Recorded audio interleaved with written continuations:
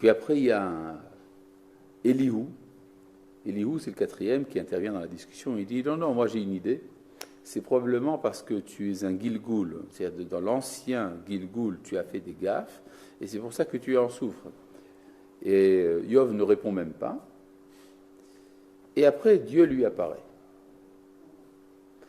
Et Dieu lui parle, et au lieu de lui donner la réponse, il lui pose une cinquantaine de questions. Une cinquantaine de questions il lui pose.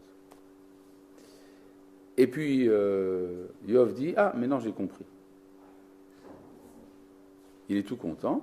Finalement, après, les malheurs disparaissent, il a à nouveau des enfants, etc., il a à nouveau des richesses, il retrouve la santé, tout ça. Bon. Donc, ça veut dire quoi, ça? Bon, ça veut dire plusieurs choses. D'abord, ça veut dire que les explications données par les copains sont fausses. Tout d'abord. Mais est-ce qu'elles sont vraiment fausses? Par exemple, le Rambam, dans le Moreh Nevuchim, explique que l'opinion d'Éliphaz, c'est l'opinion de la Torah, qui est qu'il n'y a pas de malheur sans péché. Ah bon?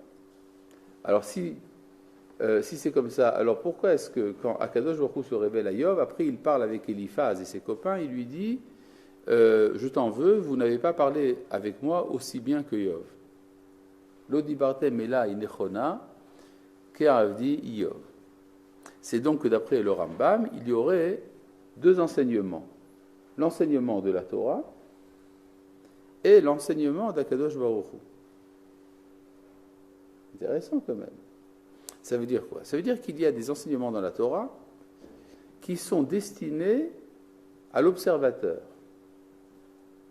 Et il y a des enseignements d'Akadosh Baruch Hu qui sont destinés à la personne qui souffre.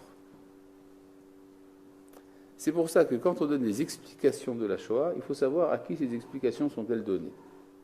Est-ce qu'elles sont données à l'observateur qui se pose des questions d'ordre théorique, comment est-ce que le mal est possible? Ou bien est-ce qu'elles sont données à la personne qui est bouleversée par l'événement? Alors dans ce cas-là, ce n'est pas pour elle que ces interprétations ont été données. Si je reprends, disons, ce que dit Yov, Yov dit quelque chose de très fort. Il dit « Je suis dans une situation existentielle qui m'empêche de vous écouter. » Ça veut donc dire que ce que vous avez à me dire n'est pas dit pour moi. Et donc, il a besoin pour cela d'un dialogue direct avec Akadosh Baruch Hu qui lui explique. Maintenant, imaginez-vous que Yov ait été un bon religieux et qu'après les discours de ses amis, il aurait dit « Nous sommes très heureux d'avoir enfin reçu une interprétation, une explication satisfaisante de mes souffrances. »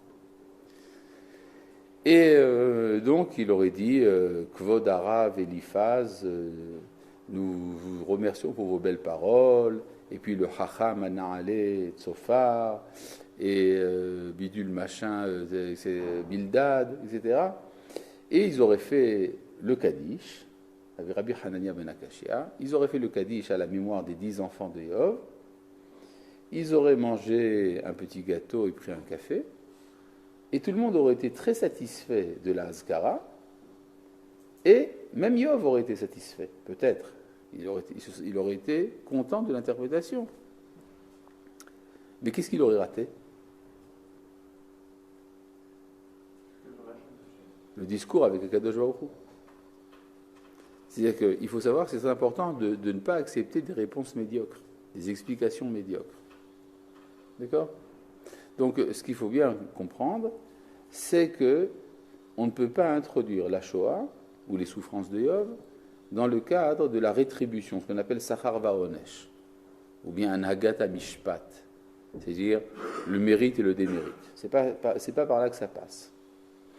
Bien sûr, on peut dire que si déjà la Shoah devient possible, alors elle passe par certains endroits. Donc elle va passer par le péché.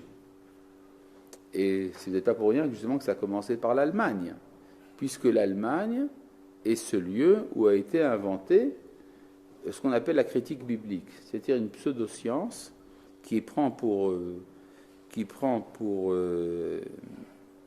pour présupposé fondamental que la Torah n'est pas révélée. Et donc, à partir de là, on va commencer une étude de savoir comment est-ce que le texte de la Torah a été écrit.